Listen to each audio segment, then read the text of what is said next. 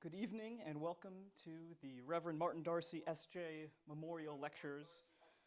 I'd like to especially welcome those joining us online and our collaborators at Georgetown University Press. My name is Gilbrian Stoy. I'm a Holy Cross priest and graduate student here at Campion Hall, and I'm particularly delighted to moderate this evening's lecture because I'm also studying Christian ethics.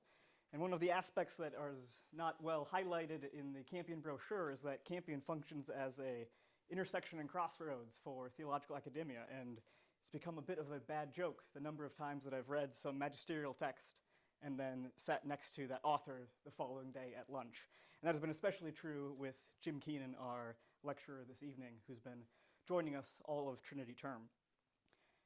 After the lecture, we will have time for questions, so please do prepare those questions, and those who are joining online, enter them into the chat, and we'll have time for dialogue after that.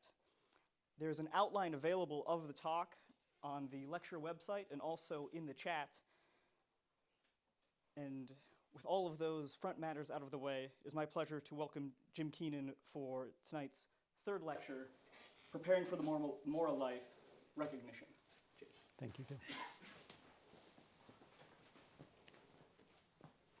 Thank you, Gil. I want to begin this lecture on recognition with two meditations. The first, from the poet David Whyte, who connects us with where we were in the last lecture, that is, vulnerability.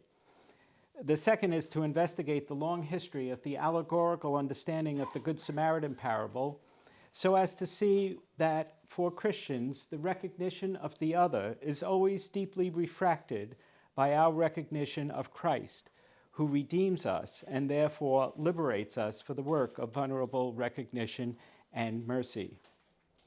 I discovered David Whyte's poem in Jennifer Lamson Scribner's dissertation on accompaniment and addiction.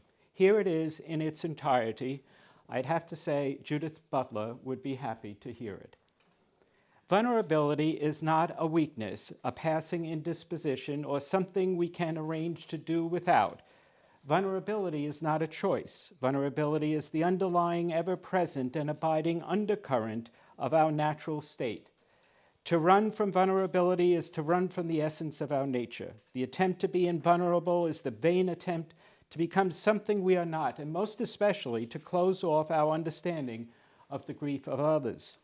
More seriously, in refusing our vulnerability, we refuse the help needed at every turn of our existence and immobilize the essential title and conversational foundations of our identity. To have a temporary, isolated sense of power over all events and circumstances is a lovely, illusionary privilege, and perhaps the prime and most beautifully constructed conceit of being human, and especially of being youthfully human. But it is a privilege that must be surrendered with that same youth, with ill health, with accident, with the loss of loved ones who do not share our untouchable powers. Powers eventually and most emphatically given up as we approach our last breath. The only choice we have as we mature is how we inhabit our vulnerability, how we become larger and more courageous and more compassionate through our intimacy with disappearance. Our choice is to inhabit vulnerability as generous citizens of loss, robustly and fully, or conversely, as misers and complainers, reluctant and fearful, always at the gates of existence, but never bravely and completely attempting to enter, never wanting to risk ourselves, never walking fully through the door. Quite a poem. I think of vulnerability as pre-personal, constituting us as human, in God's image. It's helpful to remember that early images of God were more Trinitarian than Christological. The idea that the Trinity is three persons in one God accentuated the person not as autonomous, but as constituted by other persons. Like the triune God, we are human by our being connected to other persons. I will return to this topic of the Trinity in the sixth lecture. Thus, in this project of preparing for the moral life, I am interested today in a theological anthropology that takes seriously not that we are social before we are personal, or personal before we are social, but that we are ontologically connected before we are either. And therefore, the act of recognition will always somehow refract to this underlying prior state of us as connected. Having had many African colleagues and students like Laurenti Magesa, Agabunka Miege Arobator, Johnny Ganser, Benazet Bujo, Azatob Jacquino, Hilary Naiwanya, Leocadi Loshombo, Ann Nassimio, Veronica Ropp, Ann Atching. Having had these colleagues over the years, I have always been impressed by their insistence that as Ubuntu philosophy teaches us, I am because we are. The interrelatedness of people is not only between being connected among persons and across societies, but also through time, by being connected not only to our ancestors, but to those forthcoming. Vulnerability helps establish the givenness of our connectability. I began these lectures with grief to highlight how profoundly we are connected, such that separation from others is always grievous.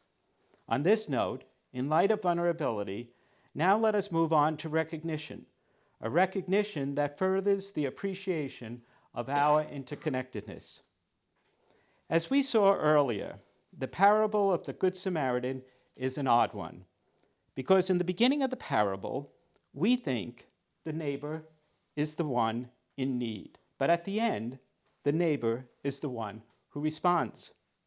We recognize, too, that the scribe's question at the beginning, who is the neighbor, becomes Jesus' question at the end, with the scribe actually answering his own question. The answer is the Samaritan, because on hearing the story, the Samaritan's enormous responsiveness in mercy to the wounded man eclipses all else. Neighbor is no longer an object to be loved, but a subject to be emulated. Though many do not know this, the parable has been preached through allegory, basically from the early 3rd century through the Reformation. It highlights how significant the agency of the Samaritan is. Let us turn now to that allegorical retelling of the parable. Throughout the tradition, many preachers and theologians saw in the story of the Good Samaritan an allegory in miniature of our redemption by Christ, a story of what Christ has accomplished for us. Starting with Clement of Alexandria, then Origen, Ambrose, and finally Augustine, the Good Samaritan parable was explained by each of them as how mercy was first shown us. Later, from Venerable Bede to Martin Luther, preachers and theologians appropriated and modified the narrative. The basic allegorical expression of the parable was this: the man who lies on the road is Adam, wounded by sin, suffering outside the gates of Eden. The priest and the Levite, the law and the prophets, do not and cannot do anything for Adam. They pass him by. Along comes the Samaritan, Christ, the foreigner, not one from here, who tends to Adam's wounds, our salvation, takes him to the inn, which is the church, makes a down payment toward our redemption, and promises to return for him the second coming, when he will pay in full, now our redemption, and take him with him into his home, the kingdom of God. The parable then is first and foremost not a moral story about how we should treat others.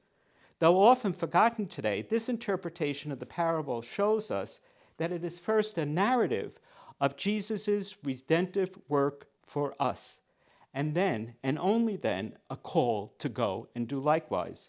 The parable reveals that Jesus was first vulnerable to us when he recognized us on the road. The recognition of Jesus, of us, makes possible our recognition of others. This is a lesson we must never forget, for our capacity to recognize is made possible by his recognition of us first. He recognized how we were wounded by sin and death. He stopped and saved us. In light of that, we need to go and do likewise. So now to recognition.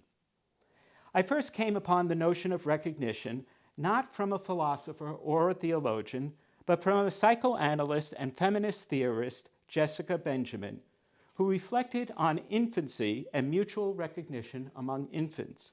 In fact, it was James Keenan, the former master of Campion Hall, who first pushed me in this direction.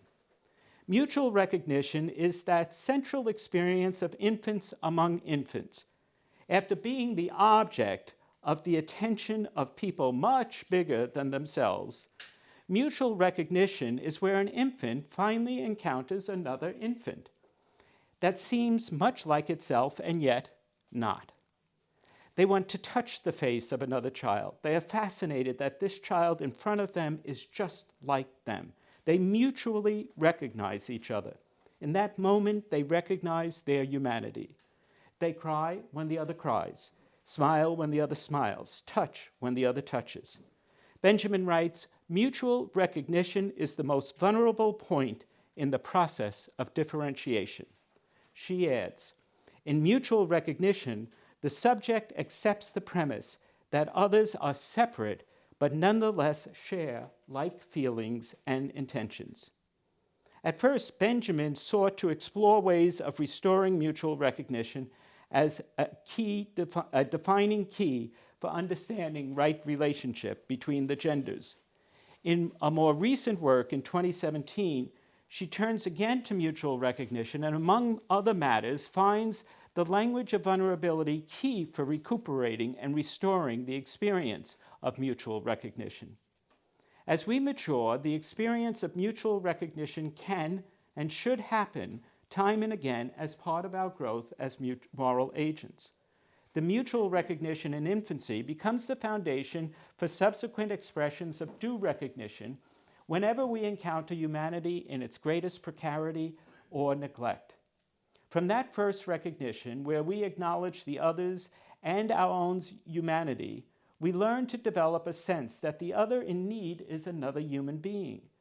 Of course, as we saw earlier in the biblical stories, overlooking the humanity of another is what gives us the unfortunate permission to withhold due recognition.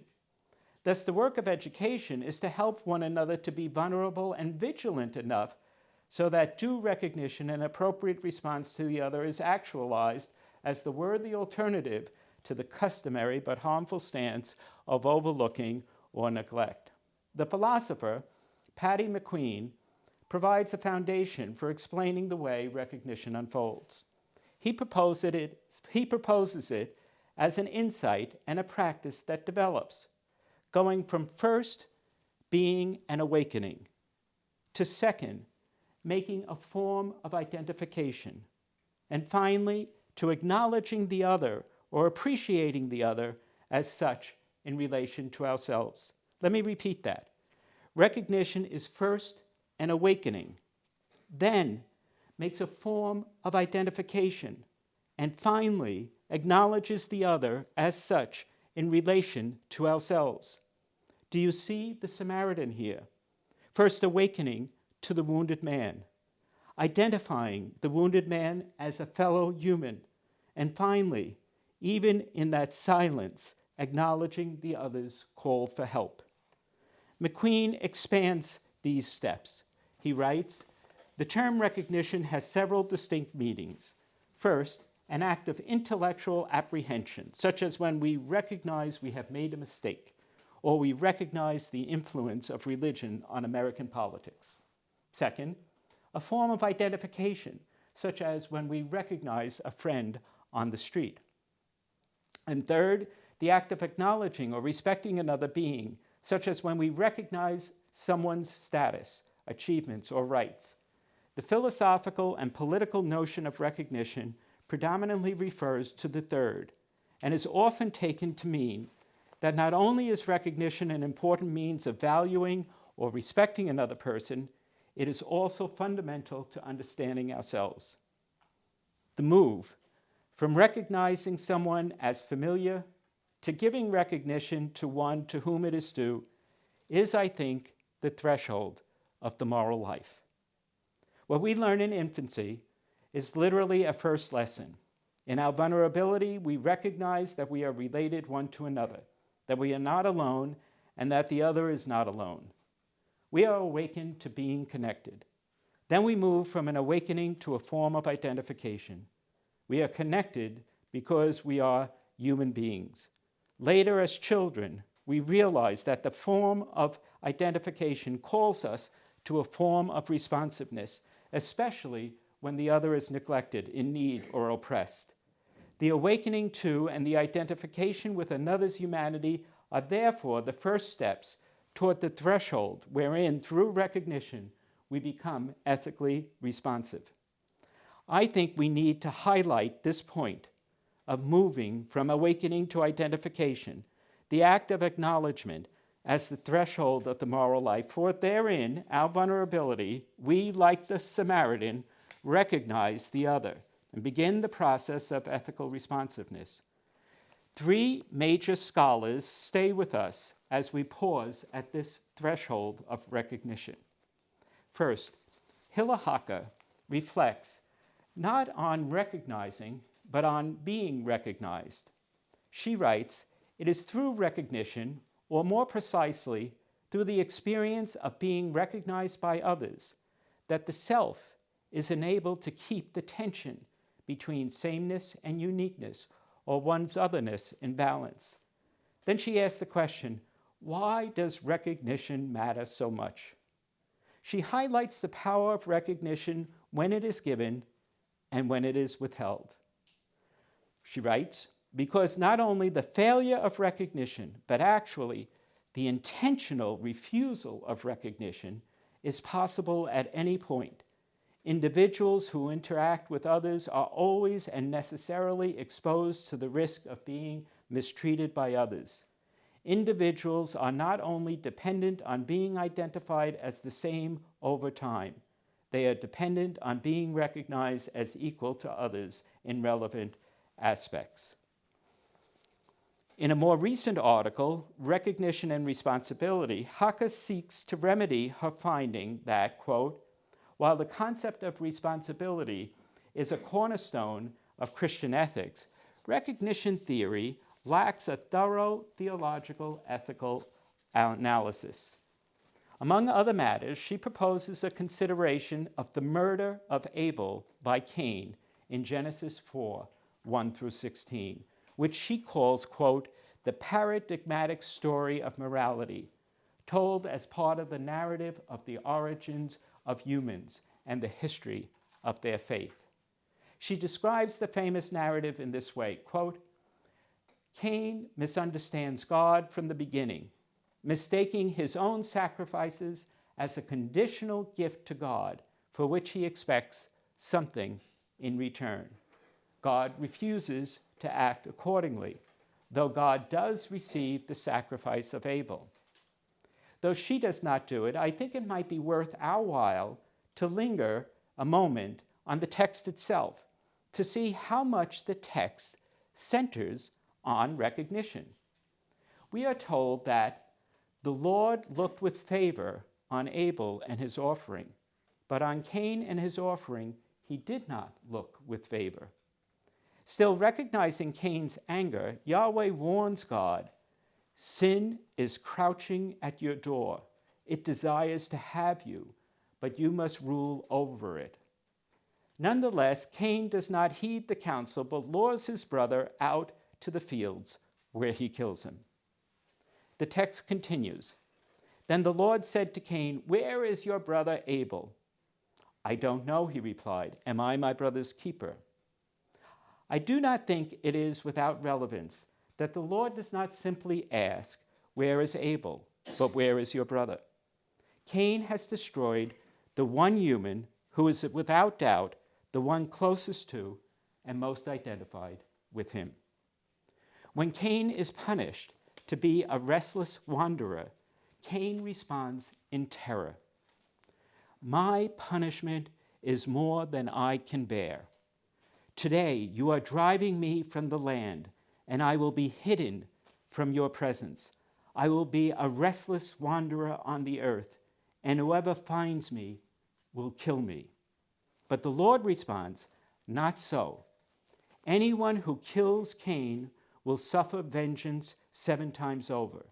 Then the Lord put a mark on Cain, so that no one who found him would kill him. The Lord not only assures Cain that he will not be hidden from the Lord, but that he will be recognized by the Lord and by all others. Haka comments on the passage. The story depicts Cain's desire to be recognized by God, spelling out the tragic consequences of misunderstanding God's love and demands. Cain becomes as much the symbol of the desire for recognition as for the failure of responsibility. Being marked and put under God's protection in one symbol, Cain survives the moral failure, just as the people of God survive all following failures and mistakes, despite all the catastrophes that pile up over the course of history. I will return shortly to the question about recognizing one's brother. But before I move to the second scholar on recognition, let me acknowledge how it is through contrast, through what Haka calls misrecognition, that we see the true power of recognition. Invariably, the failure to appreciate the significance of identification leads to the failure to acknowledge, and the failure to cross that threshold leads to moral failure. The second scholar is the German philosopher Axel Honneth, whose 1995 work, The Struggle for Recognition, The Moral Grammar of Social Conflicts, is a foundational exposition on the urgency of recognition for the moral life. Honneth posits a social philosophy that undergirds the personal understanding of the good life, which he describes as the process of realizing without coercion one's self-chosen life goals. Honneth argues that recognition plays a constitutive role in the attainment of these goals. Positively, recognition supports the agent's pursuit of agency that requires self-trust and the ability to name, set, and realize one's goals. As Bart van Leeuwen notes, what characterizes the intersubjective character of Honneth's theory is that this positive self-relation becomes possible only through patterns of recognition. Hence, these represent the intersubjective conditions that we must presuppose in order to describe the general structures of the good life. Just as we saw the ontological priority of vulnerability as a condition for our moral responsiveness, Honneth sees these intersubjective conditions as foundational for the pursuit of the moral life.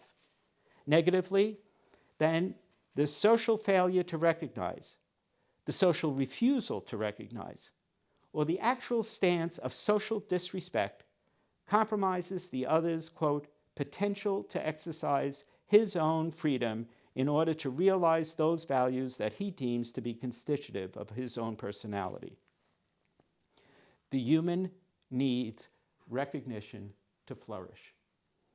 Famously, Honneth argues the reproduction of social life is governed by the imperative of mutual recognition, because one can develop a practical relation to self only when one has learned to view oneself from the normative perspective of one's partners in interaction as their social addressee, so as to further the realization of the imperative of mutual recognition.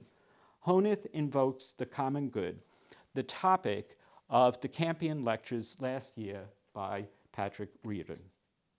The common good, Honneth notes, puts everyone in the same position to understand his or her value for the community without restricting the autonomous realization of his or herself. In this kind of society, subjects with equal rights could mutually recognize their individual particularity by contributing in their own ways to the reproduction of the community's identity. As we can see, for Honeth, mutual recognition provides the constitutive foundation for the personal and social realization of the good life, the moral life. Following then on this theme of contrast in both Hacker and Honeth, we turn now to Butler and return to her concept of grievability that we saw at the conclusion of the second lecture. In a way that reflects Honeth's own concerns, Butler frames her concept in this way: the most individual question of morality, how do I live this life that is mine, is bound up with biopolitical questions distilled in forms such as these. Whose lives matter? Whose lives do not matter as lives, are not recognizable as living, or count only ambiguously as alive? Butler directs us then to her question: whose lives are grievable and whose are not? In order to help you to appreciate the question, I want to share with you how the question affects my reading now of the morning newspapers. I remember well, now with shame and guilt, that before learning this concept of grievability, and before the emergence of Black Lives Matter through the deaths of George Floyd, Breonna Taylor, and Ahmaud Arbery, that when I read the newspaper, some stories of tragedy caught my eye, my recognition, and prompted me to read their story, see what happened, reflected on it, and considered their loss, even engaging in some empathy. I attended, if you will, to their tragedy. But there were others that I did not pause to read. As I say, I do this with shame and guilt. That I thought to myself, oh, yet again, another person shot by police, or another homeless person found dead. I exercised an economy with my time and realized that I was stopping at those who were grievable in my estimation and simply considered the others as not. Invariably, in many instances, the stories I did not read were stories of Black men. The notion of grievability serves as a new examine for me. I stop and read now and take in accounts that I formerly wrongfully overlooked. It prompts me to an awareness of white supremacy in the US, in myself, and in why I need to expose it. Butler talks about how we individually and collectively live out the matter of grievability in powerful and prophetic terms. She writes, the biopolitical management of the ungrievable proves crucial to approaching the question, how do I lead this life? Terrifyingly, Butler reflects on the person who understands themselves as not grievable. She notes, quote, this question becomes most acute for anyone who already understands him or herself to be a dispensable sort of being, one who registers at an affective and corporeal level that his or her life is not worth safeguarding, protecting, and valuing. She adds, if it turns out that I have no certainty that I will have food or shelter, or that no social network or institution would catch me if I fall, then I could come to belong to the ungrievable. Powerfully, Butler sums up her argument about how social structures effectively make the determination of the ungrievable. She writes, this is a long paragraph, the reason that someone will not be grieved for or have already been established as one who is not to be grieved for is that there is no present structure of support that will sustain that life, which implies that it is devalued, not worth supporting and protecting as a life by dominant schemes of value. The very future of my life depends upon that condition of support. So if I'm not supported, then my life is established as tenuous, precarious, and in that sense, not worthy to be protected from injury or loss, and so not grievable. If only a grievable life can be valued, and valued through time, then only a grievable life will be eligible for social and economic support, housing, healthcare, employment, rights of political expression, forms of social recognition, and the conditions for political agency.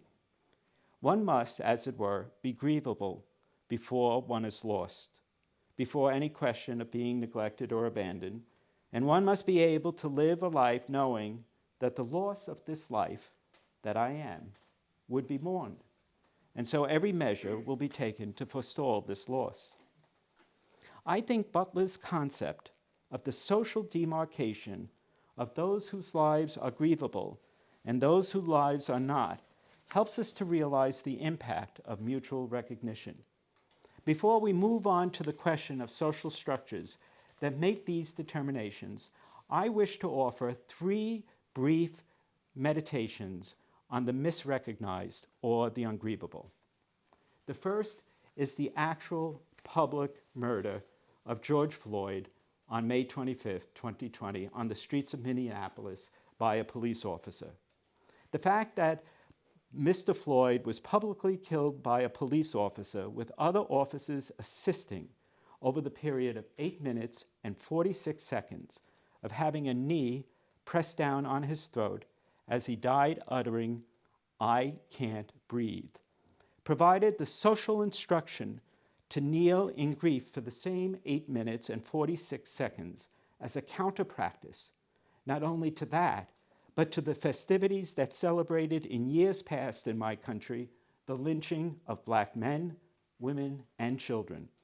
That history of lynching was finally recognized only in 2015 when the Equal Justice Initiative released a study that detailed over 4,400 documented racial terror lynchings of Black people in America between 1877 and 1950. In June 2020, Equal Justice Initiative, during the 12-year period of Reconstruction from 1865 to 1877, in other words, the 12 years prior to the period that they previously studied, at least another 2,000 Black women, men, and children were victims of racial terror lynchings. Not only were these deaths not grieved, their murders were horrendously celebrated with white men, white women, and white children participating. You can see the postcards that they sent of these lynchings, where children, women, and men, all white, gather at a hung body of a Black person. Now, against that social culture, the Black Lives Matter movement insisted that white culture be taught how to grieve the death of George Floyd by kneeling for these 8 minutes and 46 seconds, by uttering, "I can't breathe," and by remembering the name of George Floyd and all those others murdered in the United States. Black Lives Matter is a way of forcing American white people to acknowledge that George Floyd mattered, that he was and is grievable, as were Ahmaud Arbery and Breonna Taylor. It calls us to remember their names, their lives, and their deaths as grievable. Black Lives Matter prompts us to recognize how these people died and how, until this moment, we could simply overlook these killings and not take note. Black Lives Matter is a social movement summoning white America to a mutual recognition of Black America. A second meditation goes to a film called Elephant Man. This David Lynch film came out in 1980 while I was a student at Weston Jesuit School of Theology, learning moral theology for the first time. The climax of this social drama on the life of the severely deformed Joseph Merrick, whose own head he normally hooded, comes when Merrick, unhooded, is hunted down by a crowd that pursues him into a men's public bathroom, where in the midst of urinals, this man who's so ungrievable cries out in protest, "I am not an elephant. I am not an animal. I am a human being. I am a man," as he collapses amidst the row of urinals. I cannot remember a more striking summons to mutual recognition in film. The third meditation leads me to return to the prodigal son parable to uncover recognition's rich relationship with both the vulnerable and the familiar. In the parable, as the vulnerable father attends to the prodigal, he remains vulnerable to his older son as well. As we saw in the previous lecture, the father knows that his movement toward the prodigal will surely trigger the older son's insecurities. He's not surprised by the resentment. He knows it will express itself. The stability in the story is this vulnerable father, as the precarious son returns and the resentful one tries to leave. Indeed, the father's response to the older brother is extraordinary. As biblical theologian Greg Forbes notes, the father again acts contrary to all expectations.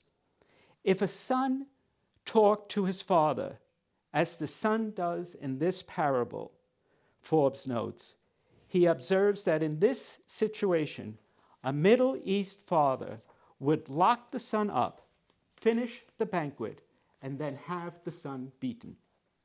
Instead, the father's patience with the angry older son is not unlike Yahweh's warning the resentful Cain. In both instances, the older son needs to recognize his brother.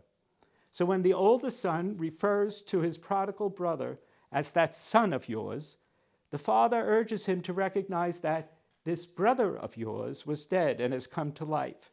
Still, the brother needs to be vulnerable before he will recognize. Without it, due recognition just does not happen.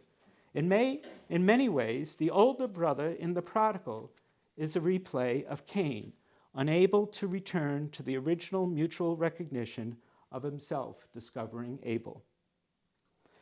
Finally, correcting the socially directed gaze, the call to recognition. Why is it that our cultures, like the biblical ones, let people fail to recognize their neighbor in need and even to socially disrespect them? I would like to take you to 3 works that attempt to redirect this gaze, our gaze. The question of cultures insulating us from the need to recognize our neighbor was raised in the United States nearly 90 years ago by one of the most famous Protestant American ethicists, Reinhold Niebuhr. In 1932, he warned ethicists that they lacked, quote, "an understanding of the brutal character of the behavior of all human collectives and the power of self-interest and collective egoism in all intergroup relations." It's quite a sentence. There, in Moral Man and Immoral Society, a study in ethics and politics, he insisted that we do not see, quote, "the limitations of the human imagination, the easy subservience of reason to prejudice and passion, and the consequent persistence of irrational egoism, particularly in group behavior." In many ways, we go on teaching today, nearly 90 years later, failing to heed the forces that empower, quote, "the inequalities of privilege that are greater than could possibly be defended rationally." It is in the interests of such forces that we continue to fail to recognize those whose inequities pay the price of our privilege. No wonder that we rarely recognize. No wonder how we each, unreflectively, distinguish the grievable from the ungrievable by the read of a morning newspaper. And yet reason is often invoked precisely to defend such inequalities of privilege and thus keep us from giving due recognition. In her stunning critique of Adam Smith's theory of moral sentiments, Kate Ward describes how Smith, aimed to create a social culture that could tolerate and even promote his economic theory. She laid bare Smith's contempt for, and this is a quote of Smith's, those whining and melancholy moralists who call attention to the suffering of distant others, end quote. Noting how he considered the moralist sympathy for those misfortunes, quote, absurd and unreasonable and irresistibly unnatural. The father of capitalism understood well the importance of keeping our gaze from those who are victims of our privileged structures. I remember the first time I taught the theory of moral sentiments. I was so astonished at how Smith directed the gaze of sympathy upward to the so-called self-made man. That upward gaze of Smith's sympathy never caught a glimpse of the homeless person or some other in need. When Ward submitted her publication for essay that dissected moral sentiments, and in particular, the device of the so-called impartial spectator, that is, capitalist, and revealed the senior scholars who acquiesced in the Smith agenda. She named all these different authors that praised Smith for his sensitivity to the poor and others, without noticing what he had actually written. She received, of course, numerous rejection notices, until finally Heathrow Journal published it in 2015. In many ways, the journal's rejections were an institutional resistance to her insistence that the moral sentiments were, well, false. The title of Ward's essay, a quote from Smith, "Mere poverty excites little compassion." Adam Smith, Moral Judgment and the Poor, conveys how effectively Smith validates our daily disinterest in compassion for those in need. I recommend it for those who especially think otherwise. Finally, we turn to Isabel Wilkerson and her magnificent cast, The Origins of Our Discontent, which argues that America's racism is a caste system. Throughout, she provokes the reader to see how our society keeps us from seeing the structures that frame American racism. Now, I'm talking about American racism throughout this paper, not because this is the singular act. It's what I am a part of, my culture. Those of you who are in India, those of you in Nigeria, those of you here in England, those of you in other parts of the world, you have your structures. Mine are thankfully becoming more apparent. But I open this up for a way of self-examination as an invitation for others to think similarly. Throughout, she provokes the reader to see how society keeps us from seeing the structures that frame American racism. To awaken us from our compliance with these structures, she proposes the image of a wordless usher whose flashlight helps keep our gaze focused, not letting our eyes avert to any recognition that caste itself is guiding us to look only at what caste wants us to recognize. She writes, "As we go about our daily lives, caste is the wordless usher in a darkened theater, flashlight cast down in the aisles, guiding us to our assigned seats for a performance. The hierarchy of caste is not about feeling or morality. It's about power, which groups have it and which do not. It is about resources, about which caste is seen as worthy of them and which are not, about which gets to acquire and control them and who does not. It is about respect, authority, and assumptions of competence, who is accorded these and who is not." Wilkerson defines caste as, quote, "the granting or withholding of respect, status, honor, attention, privileges, resources, benefit of the doubt, and human kindness to someone on the basis of their perceived rank or standing in the hierarchy. In short, discerning the grievable from the ungrievable." Early in her work, she explains how caste can help us understand how race is structured in my country. Caste is the infrastructure of our divisions, she writes. It is the architecture of human hierarchy, the subconscious code of instructions for maintaining, in our case, a 400-year-old social order. Looking at caste is like holding the country's X-ray up to the light. Nicely, she sums up the way they correlate. Race in the United States is the visible agent of the unseen force of caste. Caste is the bones, race is the skin. Before highlighting the affinities with India's caste and Germany's Nazi history, she invites us to consider how early caste was formed. The arrival of the slave ships in 1619 helps us to see that, quote, before there was a United States of America, there was a caste system, born in colonial Virginia. Against the blackness of the American slave, the general white population was hardening into a single caste. The impact of slavery was not simply a dark chapter in the country's history, nor was it, quote, merely an unfortunate thing that happened to black people. Rather, slavery, she writes, was an American innovation, an American institution created by and for the elites of the dominant caste and enforced by poorer members of the dominant caste. That's key, enforced by poorer members of the dominant caste. Its impact was ferocious. Quote, the vast majority of African Americans who lived in this land in the first 246 years of what is now the United States lived under terror, the terror of people who had absolute power over their bodies and their very breath, subject to people who face no sanction for any atrocity they could conjure. She added, slavery so perverted the balance of power that it made the degradation of the subordinate caste seem normal and righteous. Whiteness developed for the sake of caste. Europeans, before coming to America, were Italian, German, French, English, Serbs, Swedes, and Russians. When they arrived in America, they became identified as white and were fused together solely to strengthen the dominant caste and hierarchy. As white, they learned that hostility toward the lowest caste became part of the initiation rite into citizenship. Through caste, immigrants became white supremacists. Wilkerson notes that caste is, she writes, not necessarily personal.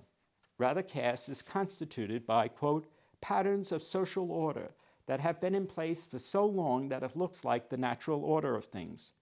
In a word, in the United States, caste is familiar. Quote, the investment in keeping the hierarchy as it is in order to maintain your own ranking, advantage, privilege, or to keep yourself above others or keep others beneath you.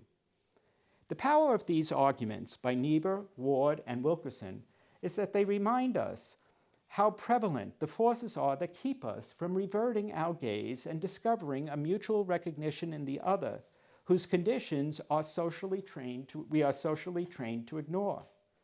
Recognition is therefore that act that liberates the vulnerability of both the agent and the other in the face of the distorting power of the caste or social systems that structure our lives. But recognition is not simply a personal act. As Hocker and Honeth noted, by misrecognition or disrespect, we see those who are not recognized, and generally they are not individuals, but collectives, organized by race, tribe, ethnicity, class, caste, gender, sexual orientation, etc. Similarly for Butler, too, the ungrievable are not preeminently singular persons, but again, collectives.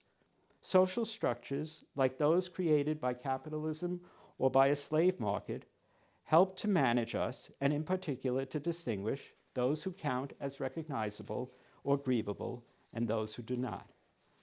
For the most part, though, I began the last lecture with very much the personal as vulnerable, through leading us always to see the vulnerable as prior to personhood or social identity. Now, in concluding this lecture, we see recognition as very much having social impact. We must not think, however, that these structures have agency, as critical realists remind us. These ethicists like Daniel Finn, Dan Daly, Connor Kelly, and others, help us to see that human persons are agents and that their collectives have agency, but social structures do not. Social structures influence us tremendously, though we remain moral agents. This governing insight of theirs rescues us from misplacing our moral freedom and responsibility. Critical realists want us to attend to these structures, to see that we can redirect them, correct them, dismantle them, and rebuild them. We need to see how very much they may, like the wordless usher, try to direct us, but whether we follow or not is for us to decide. Critical realist social theory is a significant platform that helps us today to better appreciate the influence of those forces. The finest explication of the theory that I've seen is the critical realist solution to the structure agency problem chapter found in Dan Daly's book, The Structures of Virtue and Vice. There, Daly notes, quote, "The critical realist approach presents an account of structures and agency that make space for both realities." He adds, "Structures enable persons to act in prescribed ways and constrain them from acting otherwise. In short, the possibilities of human action occur within a social context. Critical realism maintains that though agents are free, structures provide pathways to certain kinds of lives and actions. Structures do not determine actions, rather structures enable and constrain action. Because critical realist thought maintains that there is ontological distance between structures and persons, it preserves space for the person to conduct an internal conversation regarding what should she do given the circumstances. The key here, undoubtedly, is the importance of recognition, not only to acknowledge those who are not grieved or disrespected, but to see the structures that persuade us to not think otherwise. When we recognize that George Floyd matters or that Black Lives Matter, we are not only according the due recognition to the too long wrongly ungrievable, we also need to recognize the social forces that validated the previous stance. Recognition of the ungrievable can be and should be at the same time an awakening to the forces that lulled us into our original diverted gaze. We need to cultivate the virtue of vigilance that prompts us to recognize more often, more clearly, and more universally. With humility as the foundation for our vulnerability, we can cultivate the virtue of vigilance so as to generate a readiness to see the world as it actually is, a mindfulness that we not become as preoccupied as the priest and the Levite in the Good Samaritan parable, but rather that we are prompt to recognize and respond to the neighbor in need. But first we need to recognize, as Niebuhr and Wilkerson argue, that our gaze is constantly being diverted. Thus, this new vigilance invites us to investigate ourselves as to whether we see the world as it really is in the first place. I suggest that we start by recognizing that we were once redeemed by the one who stopped along the way and recognized us as wounded. Then maybe, by starting there, we too might begin to go and do likewise. Thank you.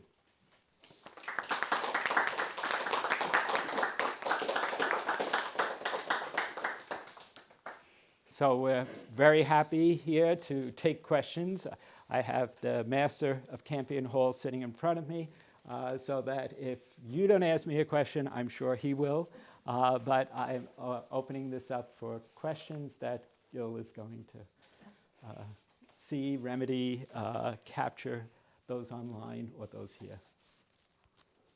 I wonder if I might be able to start out. Jim, first off, thanks so much for a really powerful reflection on these the preconditions for moral life.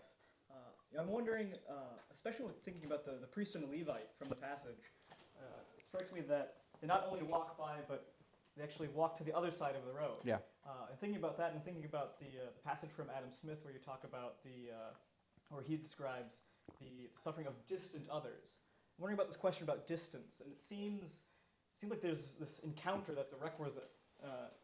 And I wonder if does that encounter happen prior to this process of recognition? Yeah. Or is that an aspect maybe of awakening? How might that encounter and the way in which society tries to avoid that encounter? Great, thank you, Gil. It strikes me that we need space. so that we're not prompted to recognize. I mean, we don't like to be bothered with that. Think of the newspaper. Think of how we watch news now.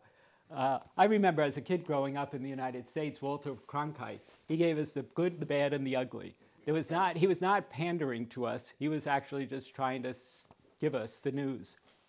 Now, the news is what we want to hear. And we listen and have our own biases reaffirmed time and time again by the news.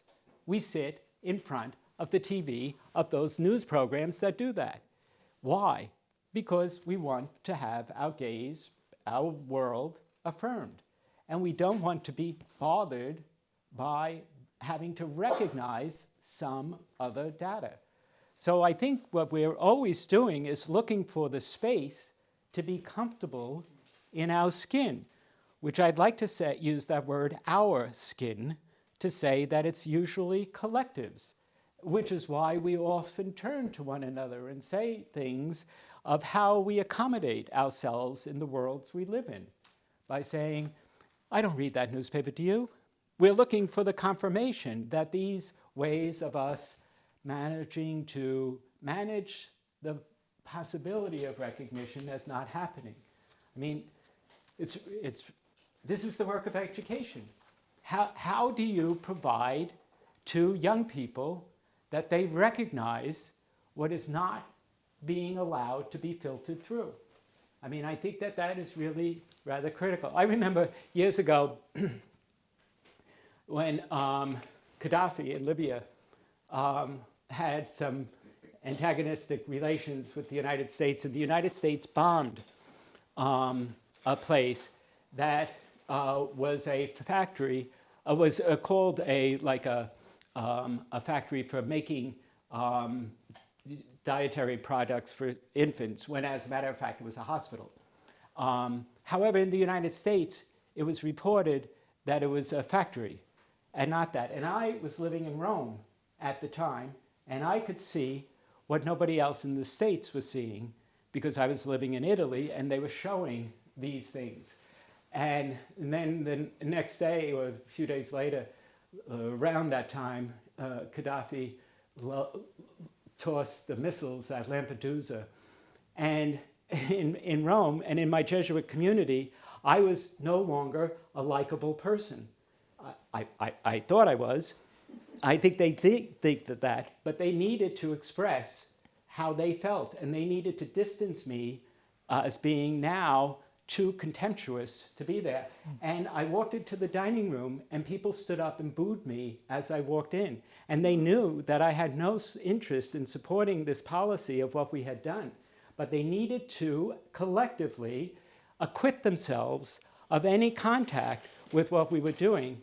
Though several weeks later, when things calmed down, they would say to me things like, "You should have killed him." There's a certain way that the collective, when it works, does need to do a lot of moving about. There's a lot of animation, but there's not a lot of real study in terms of ethics. I mean, it's really important, this thing. Reinhold Niebuhr was here giving lectures here when he was trying to let people know that social forces keep us from doing the right. That was, in 1932. We still do not appropriate that. It's still not part, that suspicion that we are being governed and directed, and that Big Brother is actually not watching us, but actually helping us to watch what we want. That's the space that we've created. So, thanks. Nick? Thank you very much, Jim. I recently read something on willful blindness, which claimed that this is a relatively recent discovery. The author obviously hadn't read the older Christian moral tradition and the idea of culpable ignorance. But what you're saying here seems to be that this willful blindness, this culpable ignorance, this failure to recognize the other, has a profoundly social dimension as well as a kind of interior dimension.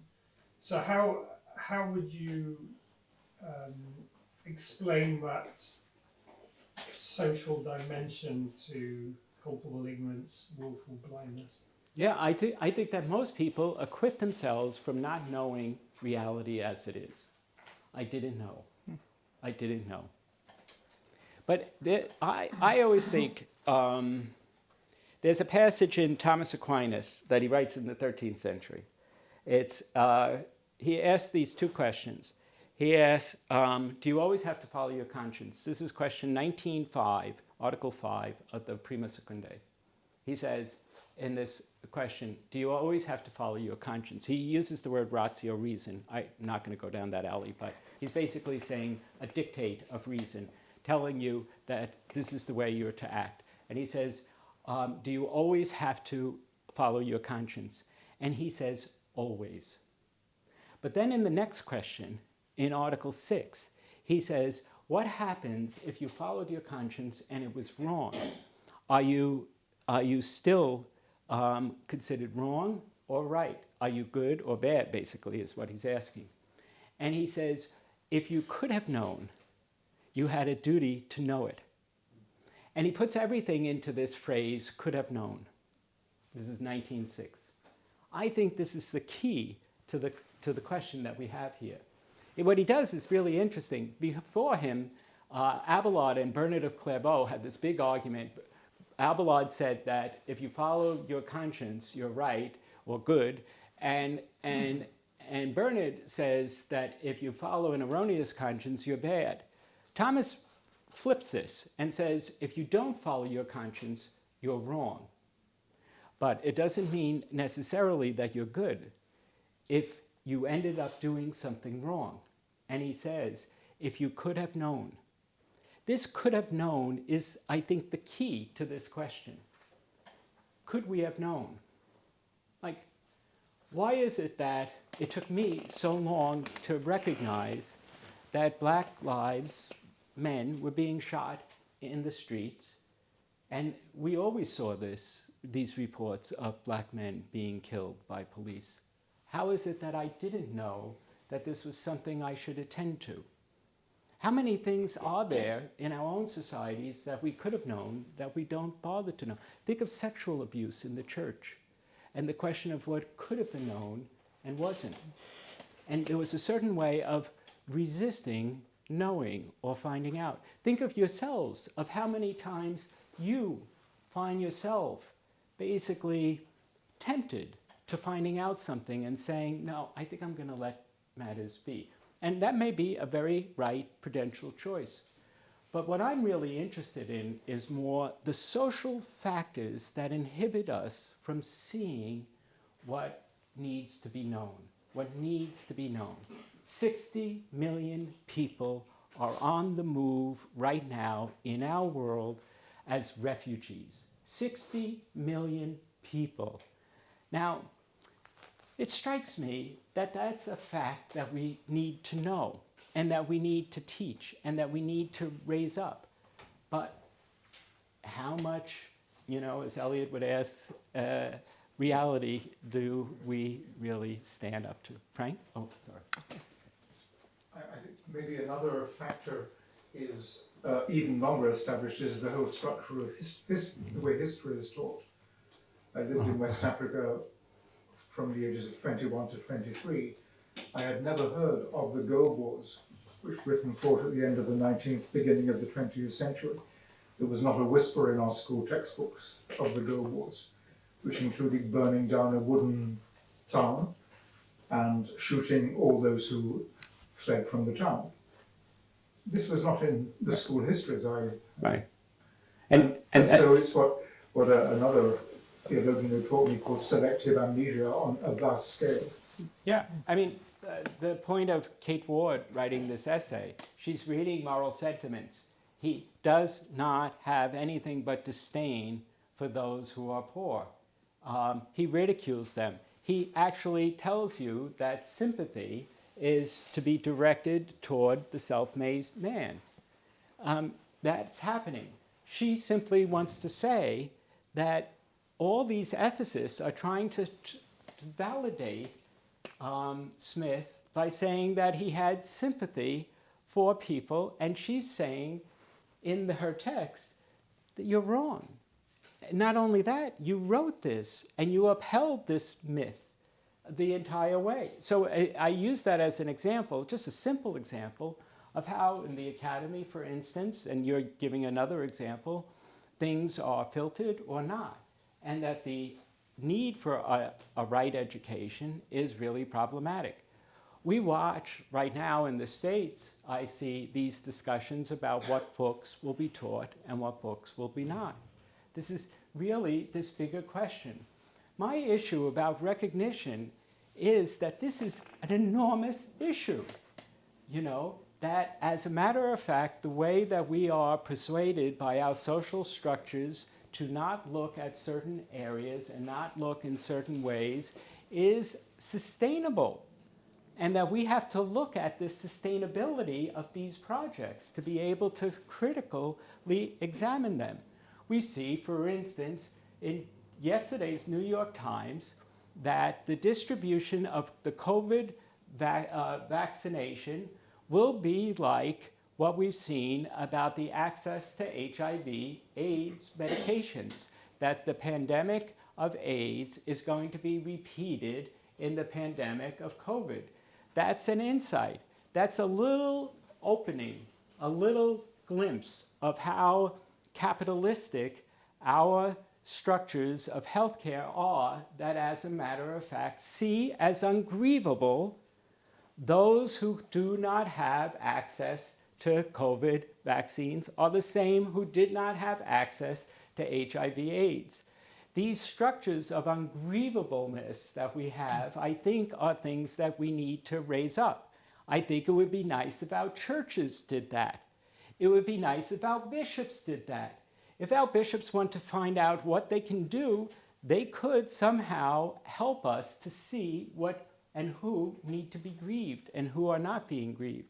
For indeed, there is a certain way that it's a luxury that we do not grieve those who are actually grieving themselves now.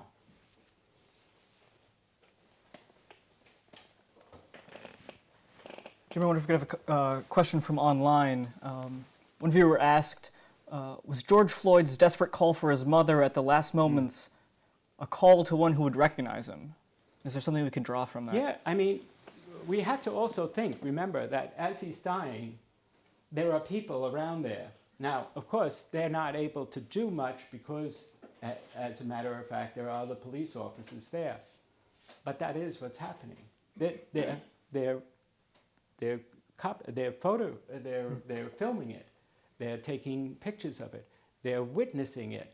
In one sense, they may be witnessing it out of justice. In others, they may be witnessing out of curiosity, as opposed to some sort of sense of respect for what horrendous action is happening. But I think that that's why people, you know, I think that the narrative about the mother is a way of just trying to make him, George Floyd, more of a human being and not ungrievable. There have to be ways that we build the bridges to make the recognition possible. I find for myself on Black Lives Matter, my colleagues, I have some great colleagues. Sean Copeland, I can think of any number of times where she would call me out and tell me I had to do something on matters of racism. Or Brian Massingale, who did the same with me on any number of occasions, who's now the president of the Society of Christian Ethics, and we worked together a great deal. In fact, I'm going to be on a Zoom call with him at 8 o'clock tonight. But these people have helped me to see my blindness. We can't think that we're the ones who are going to correct this. The ones who will correct this are the ones who are the victims of the structure. The Equal Justice Initiative of 2015 to talk about the lynchings came from black people. No, not white people, black people. Brian Stevenson launched this. But it is their graciousness in reaching out to us telling us that we need to see what is reality that is important. So it's not like we're in Plato's cave, that we don't know we're in Plato's cave. We have colleagues, friends, who are trying to tell us that we need to see what's beyond the door, or beyond like your space on the other side of the road. And I think that we need to have this vigilance, especially of those who see things that we do not yet see.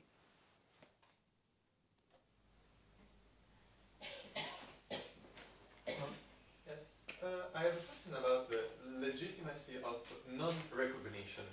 And I make an example. In Italy, after the Second World War, the neo-fascist party was excluded from the political scene. And the other parties would say, we cannot talk with you. We cannot recognize you as a legitimate interlocutor because of what happened during the Second World War. And I think that in other cases in contemporary society, we have this kind of non-recognition. The opponent, the other person, the other party, the other society is so unworthy, considered so unworthy that he or she cannot be considered as a partner. We cannot recognize them.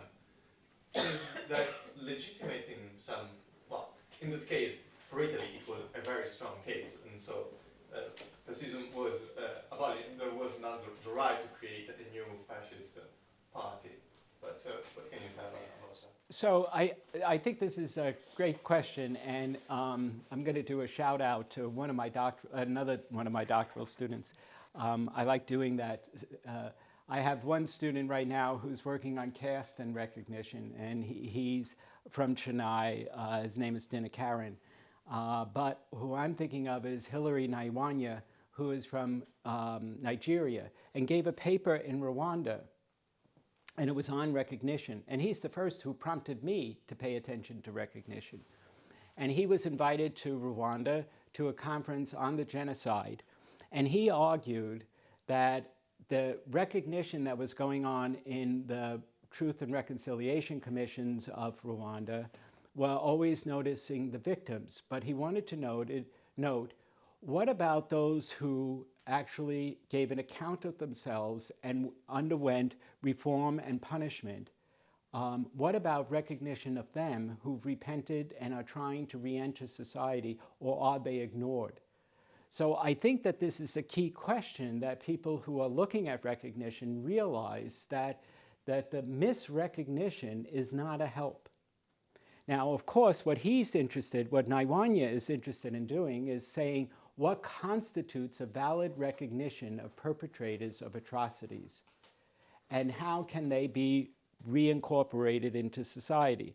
This is a similar question of people who have been accused of sexual abuse, who are not, if you will, psychopathically incurable, but rather who have done something wrong, have acknowledged it, have reformed their lives, but are not recognized as such.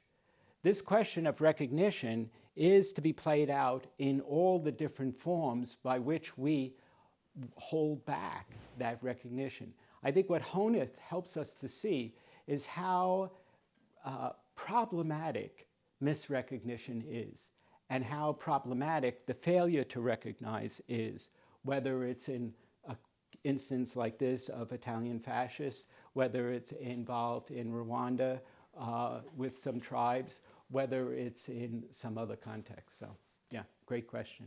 And it's a question, though, that's coming from people who are doing doctoral studies. You're looking now at these emergent issues of recognition, and you're seeing where we need to go further. Like your question about seeing the space and the distance, we're now looking more perceptively at how recognition and misrecognition are vices and virtues that we need to more socially acknowledge. So, great question. Hilary will be very happy. Hi, Hilary, of this notice. Excellent, and that was perfect timing as well. We have come to the end of our time together, and all that's left is to invite everyone to join us again next week for part 4 on conscience. Once again, thank you so much, Jim. Thank you, Gil. Thank you.